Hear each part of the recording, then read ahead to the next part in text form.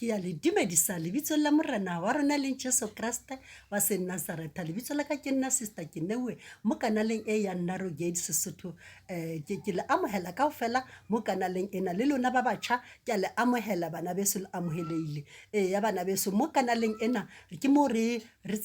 tsamayang ka tsela e tshesane eo modimo a re rutang ka mohara yona tsela ena, mo re rutuwa ke modimo bana beso, ke ena a re rutang hore re tshwanetse re etseng ena ra tshwanela ho etsa eng. So bana beso mo tseleng ena ke ena fela modimo a re bontshang ditsela tsa hae. So a re ruteheng mo modimong ene re mo utlweng bana beso mo tseleng ena e re isang bophelong bo bo sa feleng. So bana beso letsatsing la kasheko re tlo bua ka bana beso bao re ba senyang ditlhalohanyo re le batswadi bana beso, ka lebaka la dintho tsa lefatshe lena, ka lebaka la hore re ya le monate wa lefatshe lena. So re ruta bana ba rona dintho tsa lefatshe lena. So bana beso hona jwale ha re yeng lentswe la modimo mo ho Diproverbia 22 verse 6 yona e baleha tjena e re ruta mohlanka tsela eo a tshwanetseng ho e tsamaya,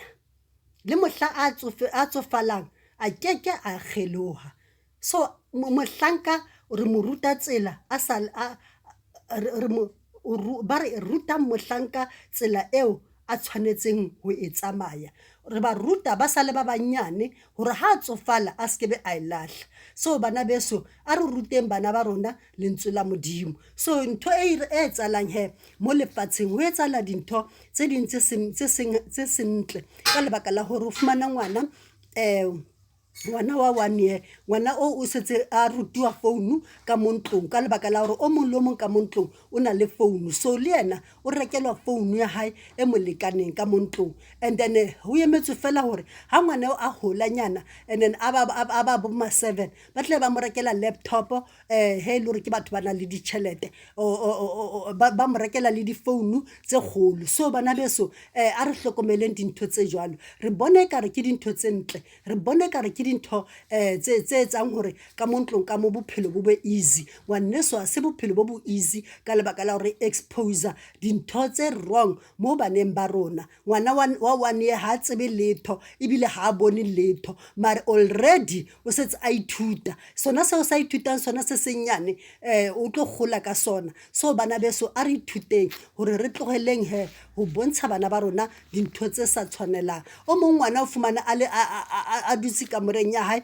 a duletse laptop, ngwana o duletse laptop motshehare kaofela, and then ngwaneso ke kotsi fela, ke kotsi ka lebaka la hore dintho tse ba di bona mo laptopong di a ba senya, and then bona ba bona ba enjoy life, and then life ko bo bona go le easy, and then life ko bo bona e le monate ya bana beso. Empa e reng ke le jwetseng e destroy ya bana yona life e rona re nanang hore e easy, life e re nanang hore ntho engwe le engwe e tsamaya mothebelele,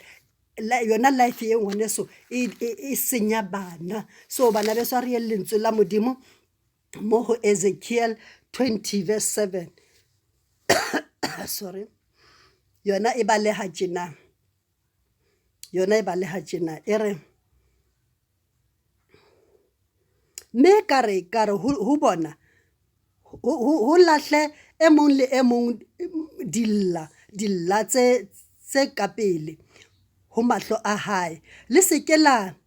itshilafatsa ka ditshwantsho tsa Egepeta. Ke nna Jehova modimo wa lona. Re a tseba kaofela bana beso hore Egepeta e tletse ka ditshwantsho, e tletse ka medingwana, e tletse ka dintho tse sa lokang, dintho tse sa kgahleng modimo. Ke rona re tsebang hore ho jwang ko Egepeta wa bana beso mo ra khalemelwa mo hore re seke ra itšhilafatsa ka ditshwantsho tsa Egepeta. Ditshwantsho tsa Egepeta ke tse di feng? Ke tseo re di bonang mo di televisioneng, ke tseo re di bonang mo di founung. Ntho engwe le engwe o e shebang ngwaneso e shilafatsa mahlo a hao and e shilafatsa moya wa hao e shilafatsa bophelo ba hao bo ba destroyed ngwaneso ka lebaka la dintho tsena so re destroya bana ba rona ka hore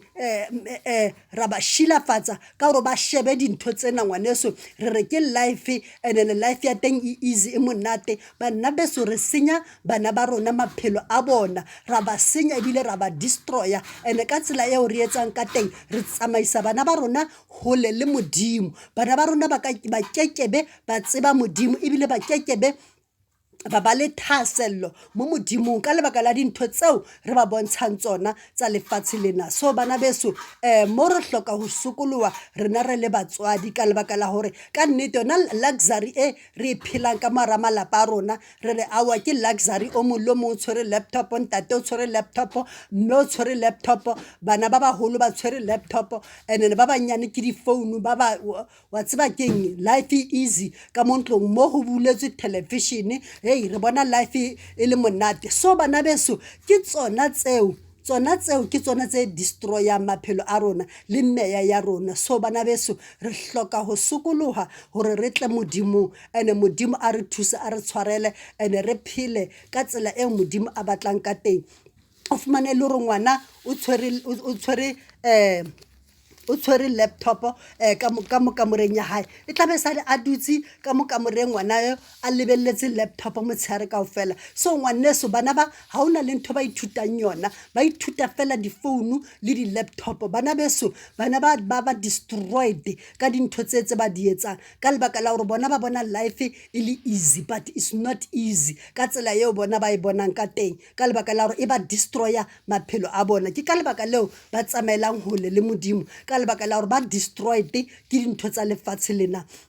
so bana beso a re lentswe la modimo mo ho Joshua sorry a re baleng Joshua 1 verse 8 yona ba le ha jena ere buka ena ya molao e se ke ya tloha molomong wa hao o e nahane motshehare le bosiu e se ke ya tloha molomong wa hao o e nahane motshehare le bosiu baneng ba hao e se ke ya tloha melomong ya bona ba inahane motshehare le bosiu bana ba tshwanetse re ba rute lentswe la modimo ke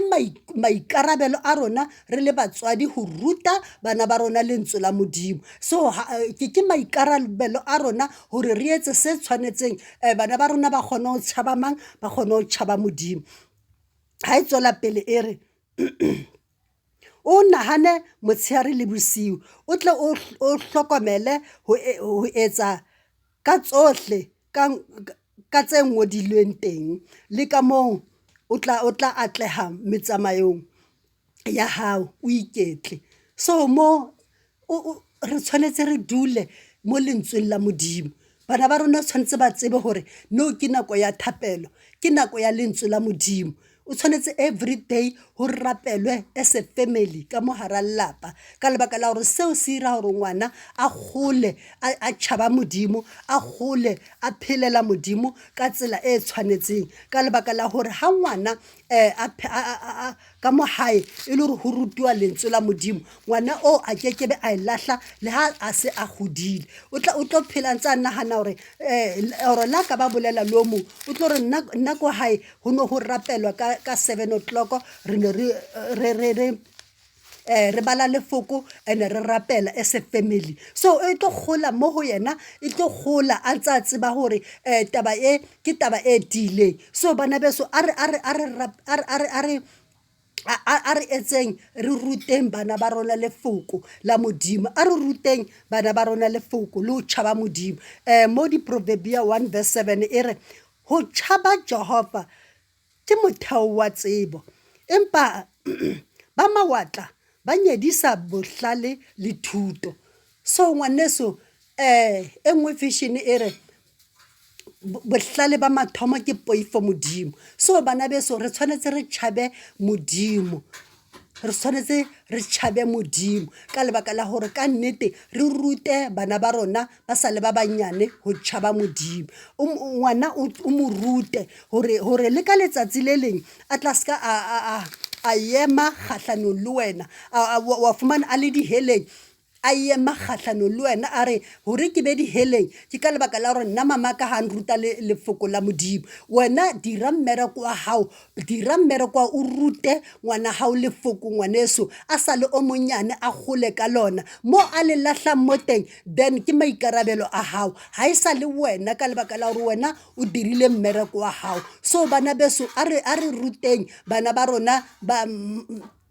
lentswe la Modimo, and especially ba leng ba banyane ba gola monate ka o tlwaela gore he ke thapelo ko hae, he robala lefoko ke nako ya lefoko. So ba tlwaela ba gola ba tlwaela gore ka mo hae ka mo ka nako e so ke nako ya lefoko. So bana beso a re ruteng bana ba rona lefoko, a re ba ruteng go tšhaba Modimo, a re ba ruteng bana beso gore bana ba tlwaele. Ha re bala lefoko as a family e ba easy ka mo ntlong ka 7 o'clock or ka nako mang eo re e beyang e re sutang bo botlhe ka mo ntlong, go ba easy, very easy ka lebaka la gore ba bona gore ntate wa participate, mama wa participate, le bona le ba fe chance gore ba participate, ba kgone go understand gore who is God, le ntse le tsamaya le ba botsisa di-question gore Modimo ke mang, le try go ba ntsha mo dilong tsa lefatshe lena le kenye lefoko la Modimo. And then ka o etsa jwalo ba tlo gola ba tseba gore Modimo ke mang, and ba tlo gola ba tseba gore ba tshwanetse ba tšhabe Modimo. Sorry. So bana beso a re ruteng bana ba rona lentswe la Modimo, bana ba rona ba tshwanetse gore ba tšhabe Modimo bana beso. So a re tsweleng pele bana beso ke tsona tseo ne ke le tshwaretseng tsona. Modimo a le hlononofatse, Modimo a be le lona bana beso. Ke le rata kaofela, a re apareng kobo ya lerato ya bana beso, ke a le rata, Modimo a le hlononofatse, ke a leboa, amen.